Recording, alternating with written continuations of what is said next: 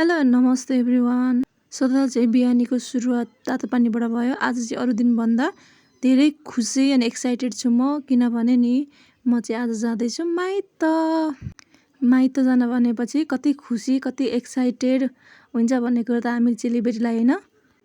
त्यहाँबाट म बिहानको सामान्य सरसफाइ घरको काम गरेर नास्ता खाएर रेडी हुन थालेँ। म चाहिँ सामान्य त्यस्तो धेरै रेडी भनेर केही लाउँदिनँ फेसमा, सनस्क्रिन र लिप लाइनर लिपस्टिक मात्रै हो। मैले सुरुमा यो ड्रेस लाएको थिएँ अनि पछि फेरि मलाई आफैलाई यो लाउन मन लागेन अनि फेरि चेन्ज गरेँ मैले। यो चाहिँ हामी बाटोमा गाडी पर्खिँदै गर्दाखेरिको। अनि फाइनल्ली म आइपुगेँ हडिया मेरो माइत। अनि यहाँ आइपुग्दा कत्रो हावाहुरी चलिरहेको रहेछ भने यता चाहिँ फेरि। अनि आएर हामी चाहिँ खाना खाएर म चाहिँ दिउँसोखेरि लागेँ हाम्रो मकै बारीपट्टि। मकै कस्तो छ हरियो मकै भनेर हेर्न। त्यहाँबाट हामीले एक दुई घाउ मकै ल्यायौँ अनि दिउँसो पोलेर खायौँ। यस्तै त गरेर बित्छ नि होइन माइतमा। त्यहाँबाट म कान्छी छोरीसँग एकछिन गफ गरेँ अनि यता बहिनीले पनि चटपटे बनाएर लिएर आइसकेकी छिन्। अनि हामी दिदी बहिनी भएर चटपटे खान थाल्यौँ। यो बहिनीले चाहिँ यति मिठो चटपटे बनाउँछ नि यो मेरी बहिनीले।